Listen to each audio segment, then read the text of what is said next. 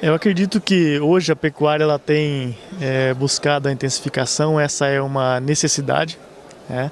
E os pecuaristas eles têm sim investido em tecnologia, seja essa tecnologia verificada na fazenda do vizinho, né? Ou então procurando isso em eventos, em canais que vinculam informações tecnológicas, conversando com técnicos, procurando as universidades, o centro de pesquisa. Então, de forma geral, os pecuaristas eles têm se atentado a isso, à melhoria da produtividade das fazendas, mas como uma necessidade. Eu acho que essa é a grande realidade hoje da pecuária, é uma necessidade em intensificar o sistema. Você é um especialista na área de adubação foliar em pastagens, correto? E como é que é o diferencial entre fazer uma adubação convencional ou uma adubação foliar? Bom, eu trabalho com manejo de adubação de pastagens, né? E nos últimos 5 anos a gente vem desenvolvendo pesquisas com adubação foliar. E a diferença básica dessa adubação é que os nutrientes eles são absorvidos pela folha da planta e não via raiz, que é o que mais ocorre nos métodos de adubação que nós temos.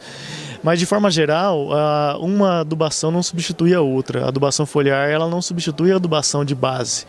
O que nós preconizamos nas pesquisas nossas é que a base ela seja construída via calagem, via adubação com nitrogênio, fósforo e potássio. E a adubação foliar, então, ela vem como suplementação. Ela suplementa normalmente microminerais, micronutrientes, no sentido de elevar o potencial produtivo dessa planta.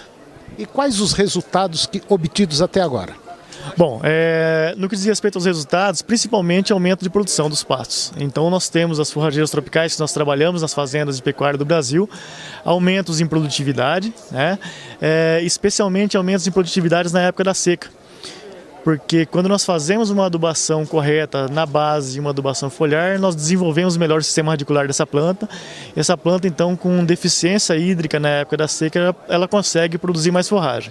E o que nós temos visto nas pesquisas que nós temos conduzido na universidade é que no início da primavera também, uma fase crítica das pastagens, essas pastagens rebrotam mais rapidamente. A gente tem conseguido utilizar esses pastos mais rapidamente também.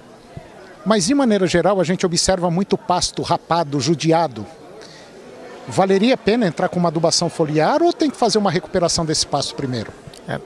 É interessante a pergunta e muito importante porque pasto rapado não é o pasto de se fazer adubação foliar. Então nós precisamos de uma recuperação foliar, uma quantidade de folhas para essas folhas poderem captar então esse adubo que a gente vai aplicar via aspersão.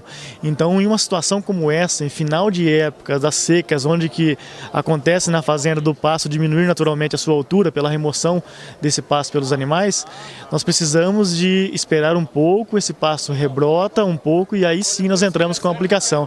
Isso na época das águas ocorre aproximadamente 15 dias após a primeira chuva, aproximadamente esse período. E os resultados são positivos? Os resultados são positivos. Nós temos feito adubação no início das águas, né, que é essa época que nós estamos agora, mês de outubro e de novembro, com excelentes resultados.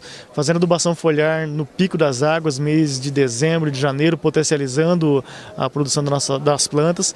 E também adubação foliar no final da época das águas, na época de transição das águas para a seca, para aumentar a produção desse pasto na época da seca. E nas 3 estratégias nós temos tido resultado interessante, mas cada uma delas tem o seu potencial. Então, dependendo da situação que nós temos dentro da fazenda, eu recomendaria para o produtor usar ou o início das águas, ou meio das águas, ou final das águas. Mas é bom deixar claro que só adubação foliar não resolve e só uma adubação convencional também não resolve, né? Isso, ela ajuda, mas é interessante a gente frisar que o produtor, para ele fazer adubação de pasto, ele precisa inicialmente conhecer de manejo de pasto.